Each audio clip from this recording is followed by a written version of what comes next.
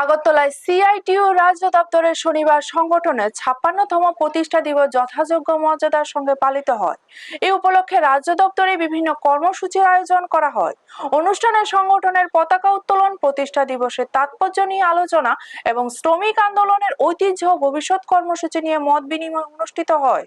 প্রতিষ্ঠা দিবস উপলক্ষে আয়োজিত সভায় উপস্থিত ছিলেন সিআইটিইউ রাজ্য নেতৃত্ব পাঞ্চালী ভট্টাচার্য, শঙ্কর প্রসাদ দত্ত, মানিক দে সহ অন্যান্য বিশিষ্ট নেতৃবৃন্দ। বক্তারা শ্রমিকদের অধিকার রক্ষা, সামাজিক নিরাপত্তা এবং কর্মসংস্থানের দাবিতে সংগঠনের দীর্ঘদিনের ভূমিকার কথা তুলে ধরেন। অনুষ্ঠানের অংশ হিসাবে এক রক্তদান শিবিরেরও আয়োজন করা হয়। এতে সংগঠনের সদস্য, সমর্থক এবং সাধারণ মানুষ স্বতঃস্ফূর্তভাবে অংশগ্রহণ করে। বক্তারা জানান, সামাজিক দায়বদ্ধতার অংশ হিসেবেই এই ধরনের মানবিক কর্মসূচির আয়োজন করা হয়ে থাকে। প্রতিষ্ঠা দিবস অনুষ্ঠানে বিপুল সংখ্যক শ্রমিক, কর্মী ও সংগঠনের সমর্থকরা উপস্থিত ছিলেন। ব্যুরো রিপোর্ট, নিউজ তৎকাল 24।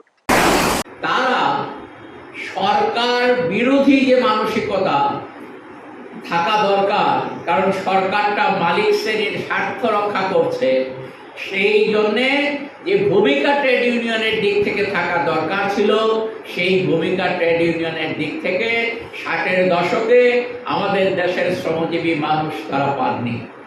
আর না পাওয়ার ফলে এআইটিইউসির ভেতরের একটা অংশ তারা সিদ্ধান্ত নেন যে আমাদের শ্রমজীবী মানুষের স্বার্থ দেখার মতো একটা ট্রেড ইউনিয়ন করতে হবে। আপোষ করে, মালিক শ্রেণীর সাথে আপোষ করে অথবা সরকারের সাথে আপোষ করে ট্রেড ইউনিয়ন কাজ করতে পারবে না। তাহলে সেই জায়গাটার মধ্যে ট্রেড ইউনিয়নকে যদি শ্রমজীবী মানুষের স্বার্থ রক্ষা করতে হয়, তখনই আলাপ আলোচনার ভিত্তিতে ওই 1970 সালে আমাদের centre of Indian trade unions, অনেকগুলো ইউনিয়নের সমাহার, আজকে সারা ভারতবর্ষে ৪,৫০০-এর উপর ট্রেড ইউনিয়ন, তারা সিআইটিইউর অন্তর্ভুক্ত, সিআইটিইউ অ্যাফিলিয়েটেড, সিআইটিইউ অনুমোদিত ইউনিয়ন। তারা বিশেষ করে আমরা যে সর্বভারতীয় গণঅভ্যুত্থান করেছি, এবার করেছি, তারপর গত বছর আমরা ৯ই জুলাই করেছি, এই দুটো বন্ধকে কেন্দ্র করে আমরা কিন্তু সংগঠনকে সারা রাজ্যে তার যে মূল বিষয়টা সেটা আমরা ছড়িয়ে দিতে পেরেছি। হয়তো সর্বাত্মক হয়নি, কিন্তু বেশিরভাগ কমরেডরা কিন্তু এই বিষয়টা অবগত আছে।